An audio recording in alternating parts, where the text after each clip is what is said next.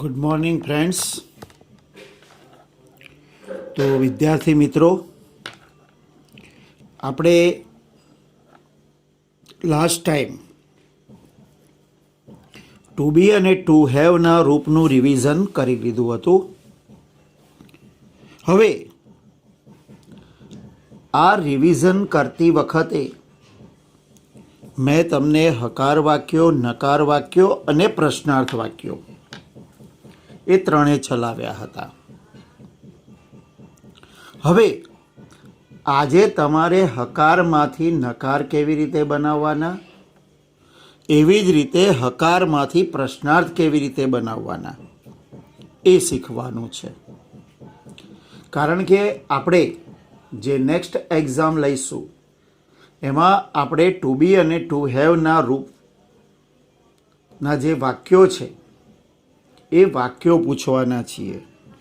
એટલે કે ગુજરાતીનું અંગ્રેજી કરવું, હકારનું નકાર બનાવવું, હકારનું પ્રશ્નાર્થ બનાવવું, જેથી આ એક્ઝામમાં તમને સરળતાથી આ વાક્યો કેવી રીતે ફેરવવા એ શીખી લો.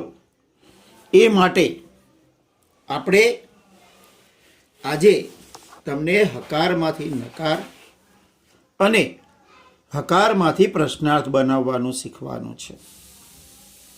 મિત્રો, લાસ્ટ ટાઈમ રિવિઝનમાં આપણે શીખ્યા હતા કે ટુ બીના જે રૂપ છે એ કોઈ વ્યક્તિ, વસ્તુ કે પ્રાણીના અસ્તિત્વ માટે વપરાય છે.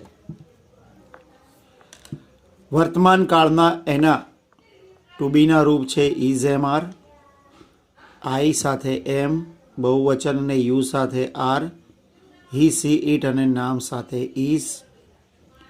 ભૂતકાળના છે એ વોઝ કે વેર, એક વચનમાં વોઝ, બહુવચનમાં વેર. ભવિષ્યકાળમાં શેલ બી અથવા વિલ બી, આઈ અને વી સાથે શેલ બી અને બાકી બધામાં વિલ બી. અહીંયા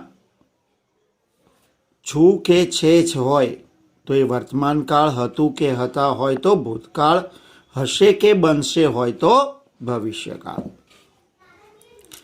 વાક્યો પણ આપણે જોયા હતા, જેમ કે હું શિક્ષક છું, આઈ એમ અ ટીચર, તે વિપુલ છે, હી ઇઝ અ વિપુલ. તમે આચાર્ય હતા, હતા એટલે ભૂતકાળ, યુ વેર અ પ્રિન્સિપાલ, તેણી ડૉક્ટર બનશે, C will be a doctor. તેઓ હાથી હતા, ધે વેર એલિફન્ટ્સ. હવે આ જ વાક્યોને આપણે જ્યારે નકાર બનાવીશું ત્યારે ટુ બીના રૂપની સાથે, એટલે કે is, am, are, was, were, shall કે વિલ સાથે નોટ મૂકવાથી વાક્ય નકાર બનતા હતા. જેમ કે તેણી નર્સ નથી, she is not a nurse. હવે અહીંયા શું છે, તમે ડૉક્ટર નહોતા, ભૂતકાળ છે તો વોઝ, યુ વેરન્ટ ડૉક્ટર. તેણી આચાર્ય બનશે નહીં, she will not be a principal. તેઓ શિક્ષકો નથી, ધે વેર નોટ ટીચર્સ. નહોતા ભૂતકાળ છે, વી વેર નોટ ફાર્મર્સ. હવે જે પ્રશ્નાર્થ વાક્યો હતા, પ્રશ્નાર્થ વાક્યોમાં એવું હતું કે જ્યારે પણ તમે પ્રશ્નાર્થ વાક્ય બનાવો તો વાક્યમાં જે ટુ બીનું રૂપ હોય એ વાક્યની શરૂમાં મુકાય છે અને એનો જવાબ હા કે નામાં જ આવે. શું તે ટપાલી છે, તો તે એટલે હી, તો ઇઝ હી અ પોસ્ટમેન. શું તેણી વકીલ છે એટલે ઇઝ, એમ, આર, તેણી એટલે સી, તો is she a an advocate. શું તમે સુથાર હતા, ભૂતકાળ છે તો વોઝ કે વેર, યુ જોડે વેર, તો વેર યુ અ કાર્પેન્ટર. શું તે સિંહ હતો, ભૂતકાળ છે તો વોઝ કે વેર, સિંહ એક વચન, તો વોઝ ઇટ અ લાયન. શું તે એન્જિનિયર બનશે, ભવિષ્યકાળ, તો વિલ કે શેલ, તે એટલે હી, તો will he be an engineer. શું વિશાલ મેનેજર બનશે, તો will Vishal B a manager. શું પેલો છોકરાઓ છે? પેલા એટલે ધોઝ, તો R those children, boys sorry. શું તે બિલાડી છે? તો ઇટ, તો ઇઝ ઇટ અ કેટ. શું અમે શિક્ષક બનીશું?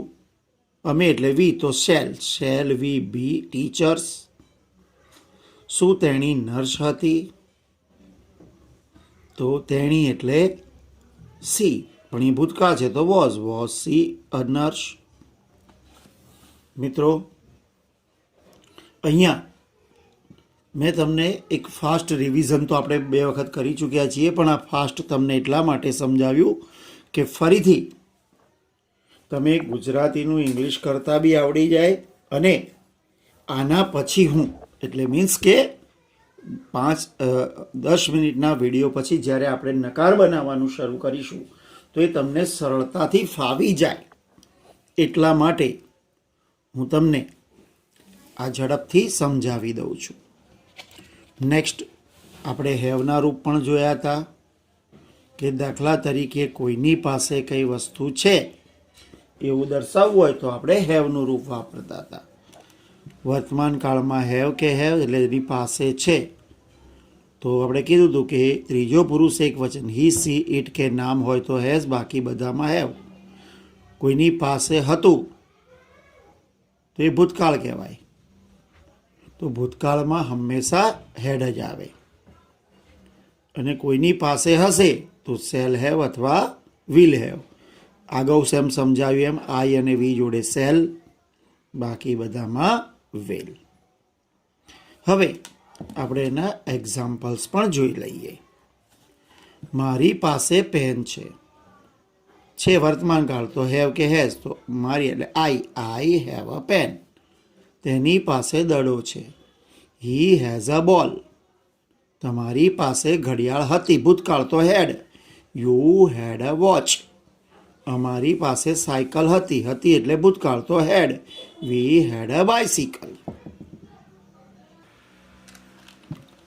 અનિતા પાસે પુસ્તક હશે, Anita will have a book. મારી પાસે કાર હશે એટલે ભવિષ્યકાળ, તો આઈ શેલ હેવ અ કાર. હવે મિત્રો, એમાં આપણે જોયું હતું કે નકાર બનાવવું હોય તો હેવ કે હેજ સાથે નોટ મૂકવાથી વાક્ય નકાર બને છે. પણ મિત્રો, યાદ રાખવાનું હતું કે આપણે હેવ કે હેઝ સાથે નોટ જ્યારે મૂકીએ ત્યારે એનું શોર્ટ ફોર્મ મૂકીએ છીએ, એટલે કે હેવનું હેવન્ટ, હેઝનું હેઝન્ટ, હેડનું હેડન્ટ. અને કાં તો પછી જો ના મૂકવું હોય તો નોટને સ્થાને નો મુકાય છે. જો મારી પાસે સાયકલ નથી, વર્તમાન કાળ એટલે હેવન્ટ અથવા હેઝન્ટ, તો તારી પાસે સાયકલ નથી, યુ હેવન્ટ અ બાયસિકલ. તેની પાસે ખુરશી નથી, તો હી કે સી, તો હેઝન્ટ આવે, હી હેઝન્ટ અ ચેર. અમારી પાસે કાર નહોતી, અમારી એટલે વી હેવન્ટ અ કાર. તેઓ પાસે ઘર નહોતું, they haven't a house. Sorry, અહીંયા હેડન્ટ આવશે નહોતું એટલે, અને અહીંયા પણ હેડન્ટ નહોતી એટલે ભૂતકાળ, we hadn't a car, they hadn't a house. ખેડૂતો પાસે ગાયો નહોતી, ફાર્મર્સ નહીં હોય ભવિષ્યકાળ, farmers will not have cows. Next, મારી પાસે ઘડિયાળ નહીં હોય, I shall not have a watch. Next, પ્રશ્નાર્થ વાક્યો. તો મેં પ્રશ્નાર્થ વાક્યોમાં અગાઉ કહ્યું એમ કે હંમેશા જ્યારે પ્રશ્નાર્થ બનાવીએ તો ઓલામાં ટુ બીનું રૂપ આગળ આવતું હતું, અહીંયા હેવનું રૂપ આગળ આવશે.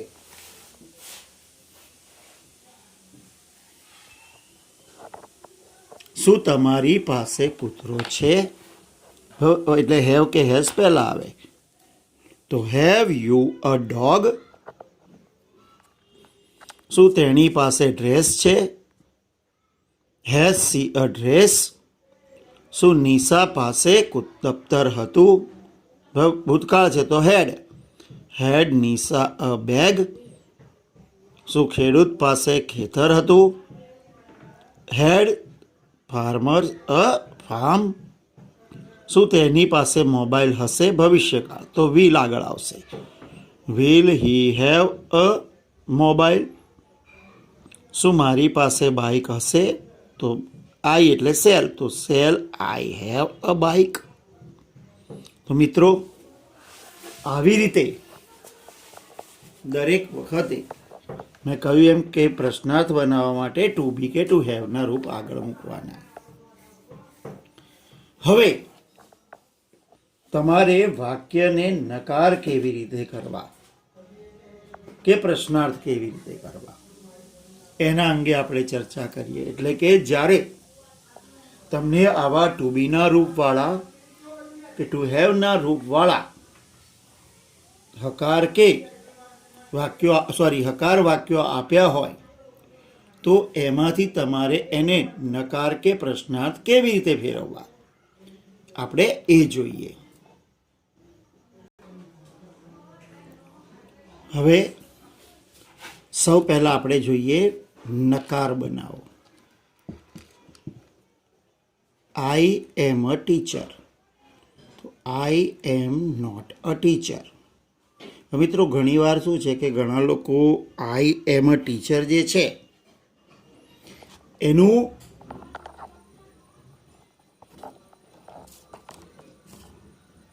અલગ રીતે પણ કરે છે. જેમ કે દાખલા તરીકે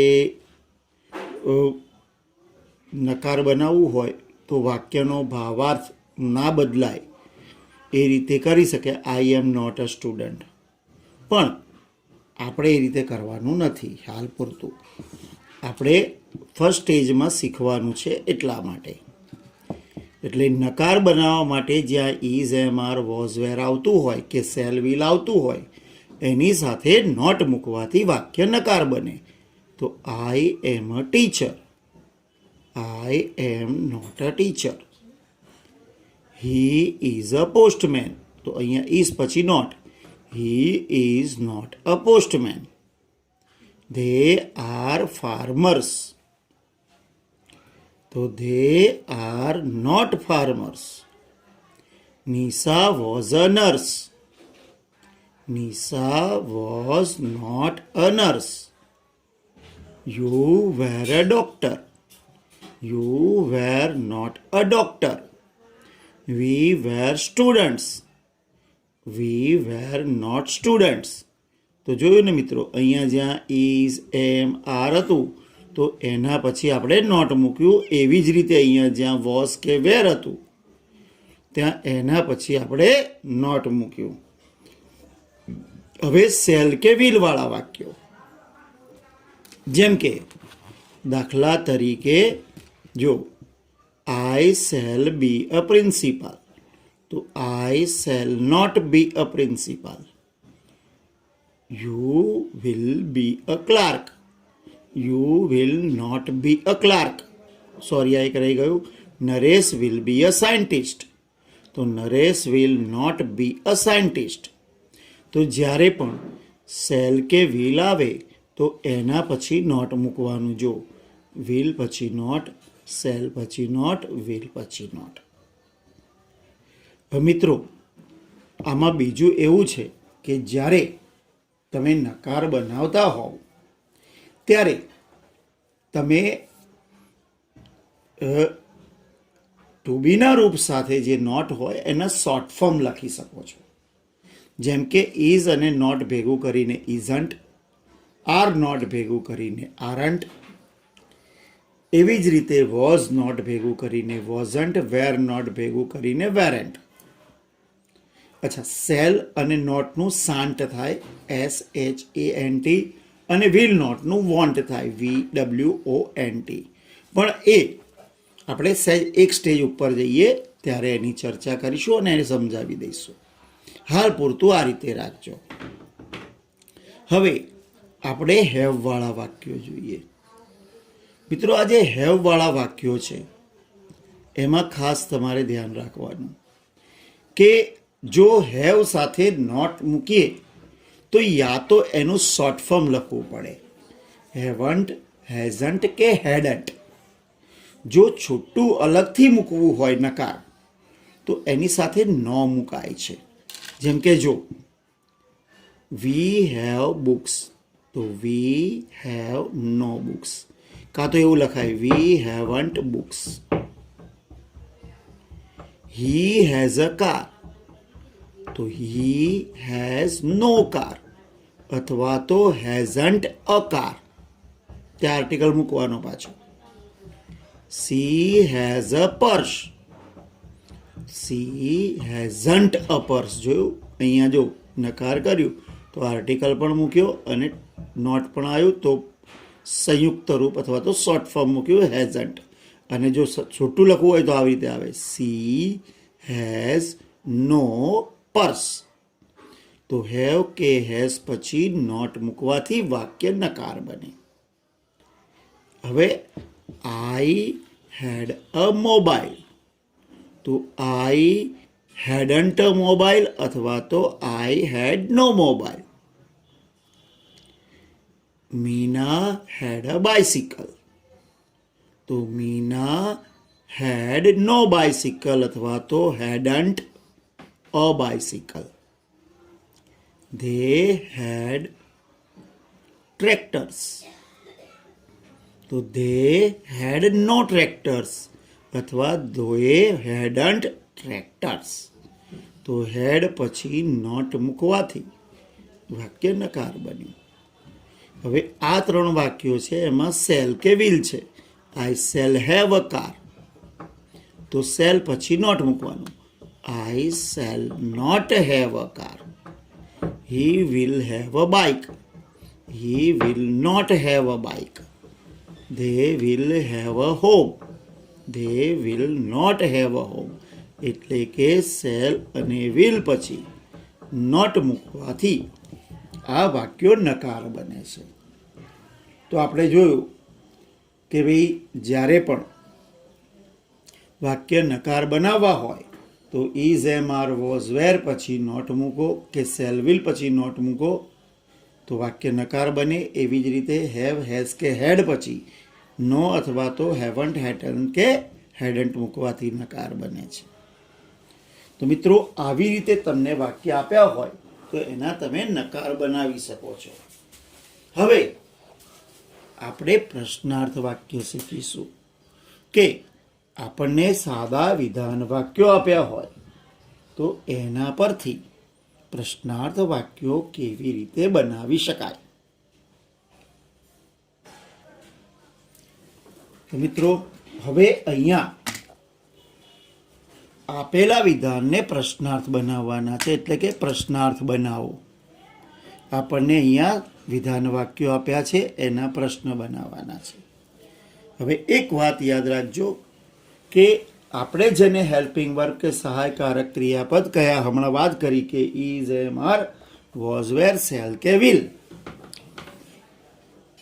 ઓલામાં હેવ કે હેઝ કે હેડ. આને વાક્યની શરૂમાં કર્તાની પહેલા જો મૂકવામાં આવે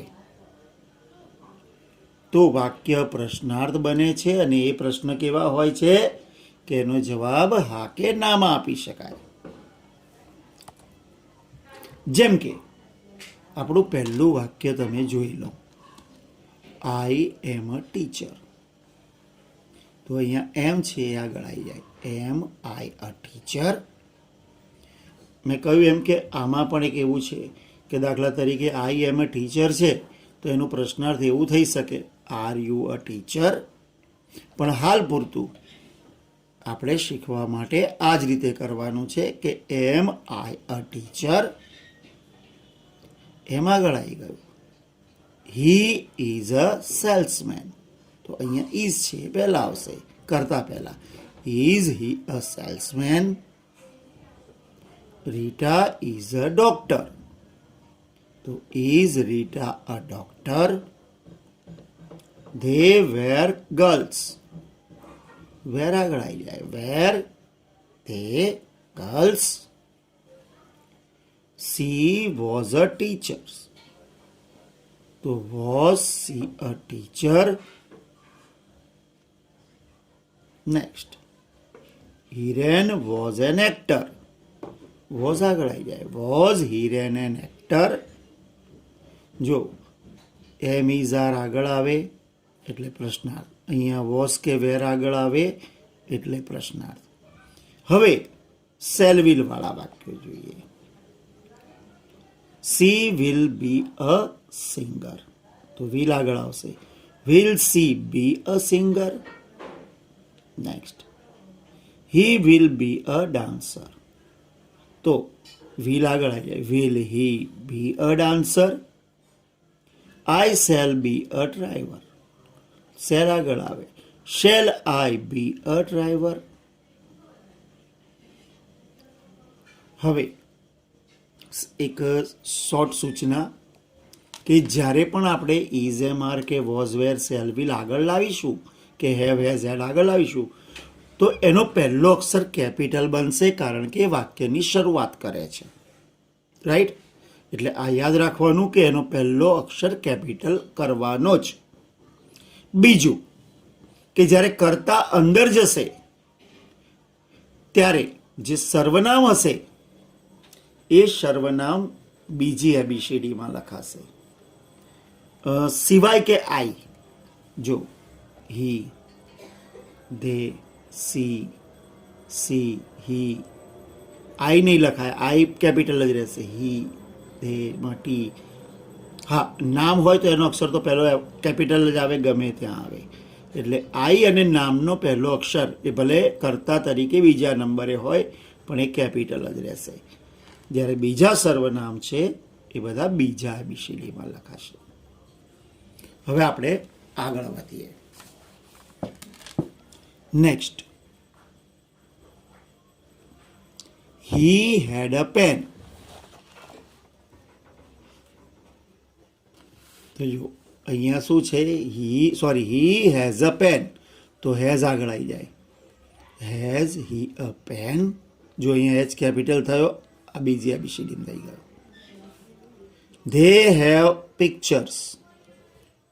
ધે અંદર જાય અને હેવ અહીંયા આવે એટલે હેવમાં એચ કેપિટલ, ટી બીજી એબીસીડીમાં. Have they pictures? She has a car. તો હેઝ પહેલા આવશે. Has she a car? એટલે કે હેવ કે હેઝ વાક્યની શરૂમાં મૂકીએ તો પ્રશ્નાર્થ બને છે. She has a car. તો has she a car? I had books. તો હેડ આવશે કેપિટલ અને આઈ પણ કેપિટલ, કેમ કે આઈ હંમેશા ક્યાંય પણ આવે પણ કેપિટલ હોય. તો હેડ આઈ બુક્સ? રિયા હેડ અ પર્સ. તો હેડ રિયા અ પર્સ? રિયા નામ છે એટલે કેપિટલ, એચ પહેલા એટલે કેપિટલ. નીતા હેડ અ મોબાઈલ. તો હેડ નીતા અ મોબાઈલ? અહીંયા હેડ પ્રથમ આવે છે એટલે એચ કેપિટલ, નીતા નામ છે, પહેલો અક્ષર કેપિટલ. એટલે કે જ્યારે વાક્યમાં હેડ હોય એ વાક્યની શરૂમાં આવે તો પ્રશ્નાર્થ બને છે. You will have a car. તો વિલ પહેલા આવશે. તો will you have a car? W capital, Y બીજી ABCD. Shruti will have a house. Will પહેલા આવે એટલે ડબલ્યુ. શ્રુતિ નામ છે, એસ, શ્રુતિ. તો will Shruti have a house? They will have tractors. Will પહેલા આવે કેપિટલ. વિલ ધે, ટી બીજી ABCD. Will they have tractors? તો આવી રીતે વાક્ય પ્રશ્નાર્થ બને છે. અને મિત્રો, જ્યારે વાક્ય પ્રશ્નાર્થ બનાવો ત્યારે વાક્યમાં જે હેલ્પિંગ વર્બ પહેલા આવે ને કેપિટલ લખવાનું નહીં ભૂલવાનું, અને વાક્યને અંતે પ્રશ્નાર્થ ચિહ્ન કરવાનું નહીં ભૂલવાનું. તો આઈ થિંક મિત્રો તમને ખ્યાલ આવી ગયો હશે કે આપણે નકાર કેવી રીતે બને અને પ્રશ્નાર્થ કેવી રીતે બને. તો નેક્સ્ટ એક્ઝામમાં આપણે ટુ બી અને ટુ હેવના જે રૂપો છે એ રૂપોથી વાક્યો બનાવવાના છે. આપેલા વાક્યનો નકાર કરવાનો છે. એનું પ્રશ્નાર્થ કરવાનું છે. મીન્સ કે ગુજરાતીનું અંગ્રેજી પણ કરવાનું, હકારનું નકાર અને હકારનું પ્રશ્નાર્થ કરવાનું છે. તો આઈ થિંક કે તમને ખ્યાલ આવી ગયો હશે. અને તમને બધાને ફરીથી વિનંતી કે આપણા ટુ બી ને ટુ હેવ વાળા વિડીયોઝ જોઈ લેજો. તમને કંઈ પણ પ્રોબ્લેમ લાગે તો આપણે મિટિંગમાં વાત કરી લઈશું. જોકે આમ છતાં આપણે બધી જ ચર્ચા આ વિડીયોઝમાં આવરી લીધી છે, એટલે હવે શંકાને કોઈ સ્થાન નથી. તમારા યુનિટ 1 થી 4 તૈયાર કરી લેજો, એના પ્રશ્નોના જવાબ અને ખરા ખોટા. એટલે આ તમારો એક્ઝામનું આખું માળખું આ રીતે છે કે ખરા ખોટા હશે અને પ્રશ્નાર્થ વાક્યો બનાવવાના હશે, નકાર બનાવવાના હશે, ગુજરાતીનું અંગ્રેજી હશે અને પ્રશ્નો. મીન્સ કે એવું કહી શકાય કે ટેક્સ્ટમાંથી 10 માર્ક, 5 માર્કના પ્રશ્નો, 5 માર્કના ખરા ખોટા. અને ગ્રામરમાં 5-5 માર્કની 3 વસ્તુ: ગુજરાતીનું અંગ્રેજી કરો, હકારનું નકાર કરો અને હકારનું પ્રશ્નાર્થ કરો. તો ચલો મિત્રો, હવે આપણે રજા લઈએ. આવજો. Thank you very much.